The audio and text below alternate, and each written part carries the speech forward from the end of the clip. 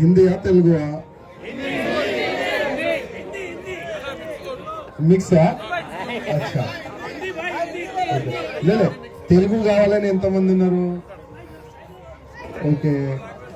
Okay right Hindi కావాలని ఎంతమంది ఉన్నారు అబ్బో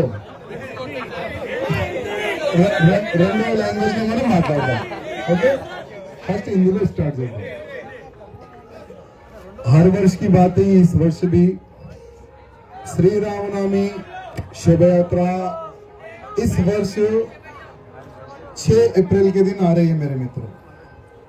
6 अप्रैल यानी संडे ये हमारे लिए एक बहुत ही अच्छी बात है कि भगवान श्री रामचंद्र जी इस बार रविवार के दिन जन्म ले रहे हैं तो इस वर्ष और भी राम भक्त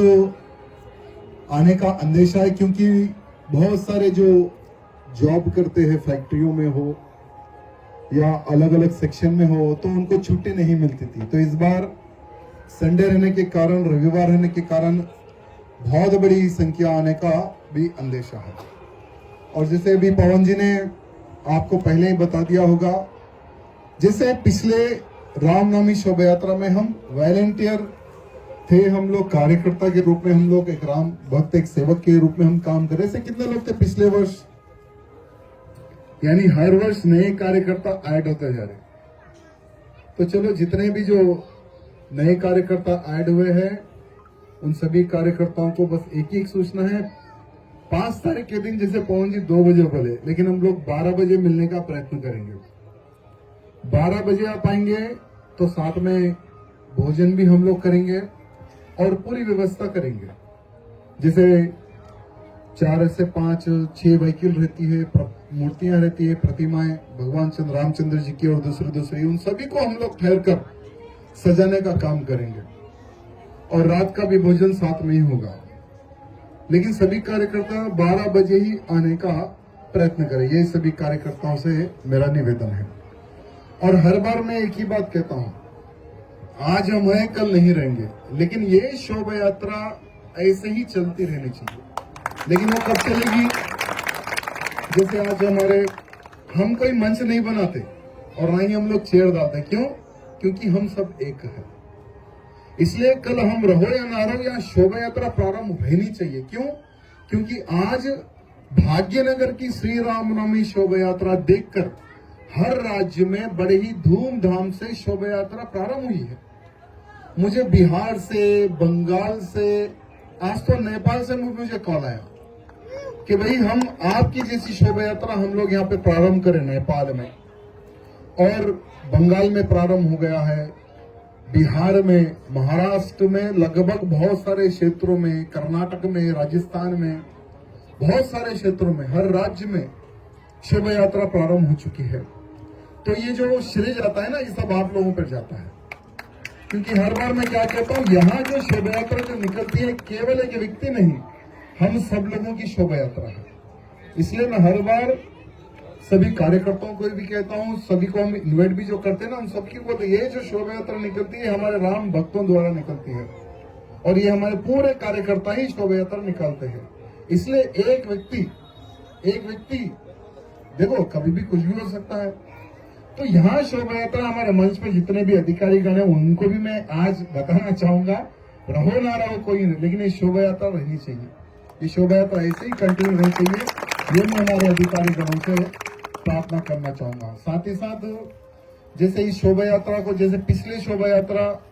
निकालने में भी परमिशन लास्ट मोमेंट में कैंसिल कर दिया गया था कि भाई इस वर्ष यानी 2024 की जो शोभा यात्रा है रामनवमी की आप नहीं निकाल सकते लास्ट मोमेंट में परमिशन कैंसिल किया गया था तो बड़े ही संघर्ष से लेकिन आप सब लोगों के सहयोग से पिछले वर्ष शोभा यात्रा बड़ी ही धूमधाम से निकली है हमने इस बार यहाँ डिसाइड किया है कि हम लोग परमिशन ही नहीं पूछेंगे इस बार हम परमिशन नहीं पूछेंगे और ना ही कुछ बोलेंगे हम पिछले वर्ष जितने ही धूमधाम से शोभा यात्रा निकाले थे इस वर्ष भी वैसे ही हम लोग धूमधाम से शोभा यात्रा निकालेंगे एक कुछ दिन पहले पुलिस के हमारे बड़े अधिकारीगण मेरे पास आए वहां पुलिस अधिकारीगण कहने लगे कि अभी डीजे पर प्रतिबंध लगा दिया गया है, कांग्रेस की सरकार आई है और पुलिस के सभी अधिकारीगणों ने मिलकर डीजे पर प्रतिबंध लगा दिया गया है, तो थोड़ा आप भी अगर डीजे नहीं लगाएंगे तो ठीक रहेगा। तो हम उनके अधिकारियों को कहे, हम बोले कि डीजे पर प्रतिबंध किस कानून के तहत आप लोग लगा रहे हैं? तो उन्होंने कहा कि सुप्रीम कोर्ट का कानून है। तो हमने कहा कि ठीक है, चलो सुप्रीम कोर्ट के कानून को हम भी मानते हैं, हम भी आदर करते हैं, लेकिन जो कानून है साउंड पोल्यूशन का,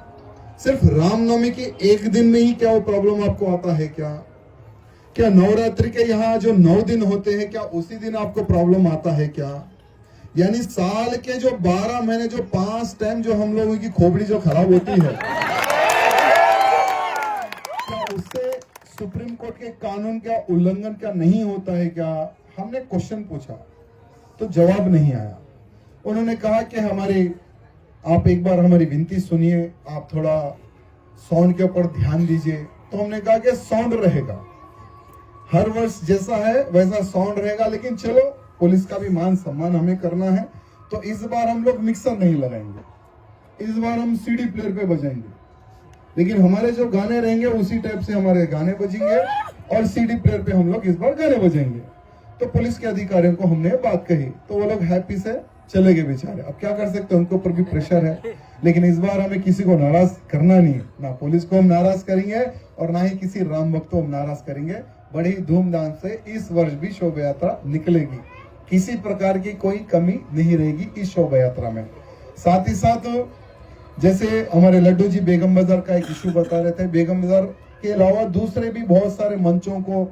डालने के लिए हमारे पुलिस के अधिकारीगण सताते हैं। वो लोग कहते हैं कि पब्लिक इतनी आ जा रही है, यह मंच के कारण कुछ एक्सीडेंट हो सकता है, कुछ हादसा हो सकता है, इसलिए थोड़ा पीछे मंच डालने के लिए कहिए। पिछले वर्ष भी प्रॉब्लम आया था। तो हमारे पुलिस के अधिकारियों से मेरा निवेदन है कि हमारे कार्यकर्ताओं को पता है कि कहाँ ठहरना है, कहाँ नहीं ठहरना है, तो कृपया करके आप मंचों की सपोर्ट में आप खड़े रहिए, लेकिन हमें किसी को मंच ना डालने दे और मंच को आगे पीछे करने के लिए इस तरह से अगर पुलिस इस बार ना सताएगी तो अच्छा रहेगा। हमारे जो इंटेलिजेंट के जो अधिकारी यहाँ पर बैठे हुए हैं उनसे निवेदन है कि आप वो मैसेज पार किए। वहां पर हमारे कार्यकर्ताओं को ढकला जाता है, तो हमारे पुलिस के अधिकारियों से निवेदन है कि हमारे कार्यकर्ताओं को ढकलने की आवश्यकता नहीं है। हमारे कार्यकर्ताओं को पता है कहाँ पे रुकना है, कहाँ पे आगे बढ़ना है। और जैसे पुलिस के अधिकारियों ने कहा कि जल्द से जल्द शोभा यात्रा को आप आगे निकालना है, तो हम तो तैयार है। हम तो हर वर्ष 11 बजे ही पूरा प्रोग्राम हम लोग रेडी करके रखते हैं, लेकिन बीच में कुछ लोग गाड़ी लगाकर खड़े हो जाते हैं। वो शोभा यात्रा निकलने के बाद में हमारी शोभा यात्रा को पुलिस वाले ही लेट कर देते हैं। तो इस बार हमने कहा कि अगर हमारा रास्ता अगर क्लियर रहेगा तो हम लोग सबसे पहले ही शोभा यात्रा को निकाल देंगे, ऐसा पुलिस के अधिकारियों को भी कहा गया है। लेकिन सबसे अच्छी बात यहाँ है कि आज भगवान श्री रामचंद्र जी के आशीर्वाद से 2010 में यहाँ शोभा यात्रा प्रारंभ हुई थी और लगातार निरंतर शोभा यात्रा बढ़ते जा रही है। यानी भगवान श्री रामचंद्र जी के प्रति भक्ति भावना किस प्रकार से बढ़ रही है, यहाँ आप सब लोग देख रहे हैं। और यही शोभा यात्रा में इस वर्ष जैसे भगवान श्री रामचंद्र जी ने एक अहंकारी रावण का वध करने का एक संकल्प लिया था, वैसे ही इस शोभा यात्रा में जितने भी जो राम भक्त रहेंगे, हम सबको मिलकर एक संकल्प लेना है। पहला संकल्प होगा कि संभाजी नगर में जैसे छत्रपति शिवाजी महाराज तो ऐसे एक शूरवीर थे, अगर शिवाजी ना होते तो आज भारत में कोई हिंदू ना होता। तो ऐसे हमारे छत्रपति शिवाजी महाराज के पुत्र संभाजी महाराज जी को 39 डेज तड़पा कर उनकी निर्मम किस प्रकार से हत्या की गई है, आज पूरा भारत का हिंदू देख चुका है, समझ चुका है छावा मूवी के माध्यम से। और आज हम यही शोभा यात्रा में एक संकल्प लेंगे कि हर वो राम भक्त को, जैसे मैं महाराष्ट्र में भी कह के आया हूं कि हमारे मुख्यमंत्री जी को हमने बोला है, क्योंकि मुख्यमंत्री जी और एकनाथ शिंदे जी डिप्टी मुख्यमंत्री जी ने कहा कि हम औरंगजेब की कब्र को तोड़ेंगे। तो हमने उनको कहा कि सिर्फ तारीख और जगह बता देना, कितने हमने कहा कि सिर्फ तारीख और जगह बता देना, कितने लाख कार्यकर्ता चाहिए, फावड़ा लेकर हम पहुंच जाएंगे। जैसा हमने कहा, तो एक पार्टी का एक एमएलसी, एक कोई की नालायक एक एमएलसी है, उसने कहा कि हमारे महाराष्ट्र के नौजवानों को भड़काने का प्रयत्न ना कर राजा सिंह, अगर खबर उखाड़नी है तो तेरे बेटे को लेकर आ जाओ फावड़ा लेकर। तो नालायक को पता नहीं है कि अब हमारा बेटा छोटा नहीं, बहुत बड़ा हो गया है। वो औरंगजेब की भी खबर भी खोदेगा, अगर समय पड़े तो तुम्हारी भी खबर खोद देगा। तो अभी एक माहौल बन चुका है। तो हम इस वर्ष श्री रामनवमी के शुभ अवसर पर एक संकल्प लेंगे कि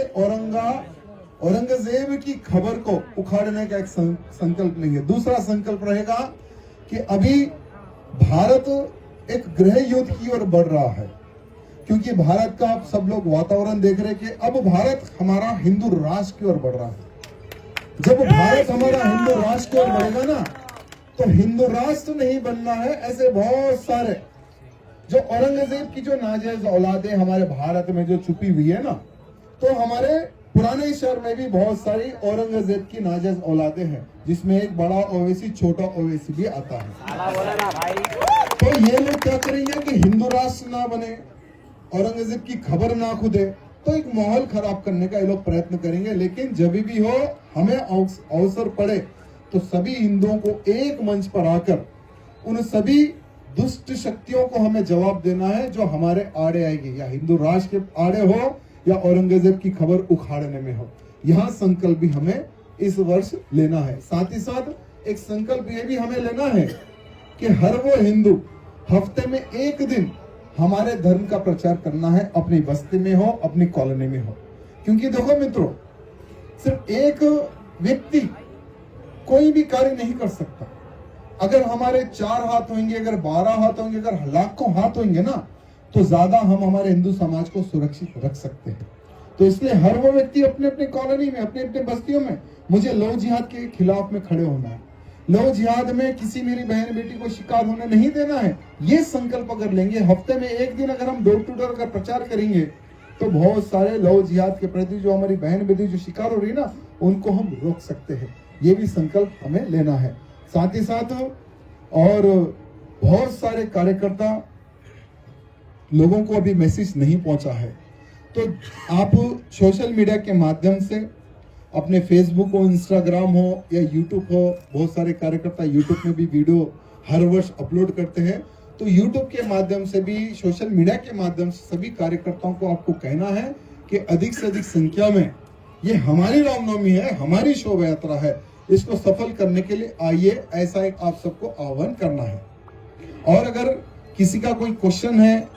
तो मैं आंसर दूंगा। जैसे इस वर्ष, पिछले वर्ष का आप लोगों का अनुभव होगा, जो छोटी मोटी जो गलतियां होगी उसको हम किस तरह से सुधार सकते हैं, उस पर भी, उस विषय पर भी हम लोग चर्चा कर सकते हैं।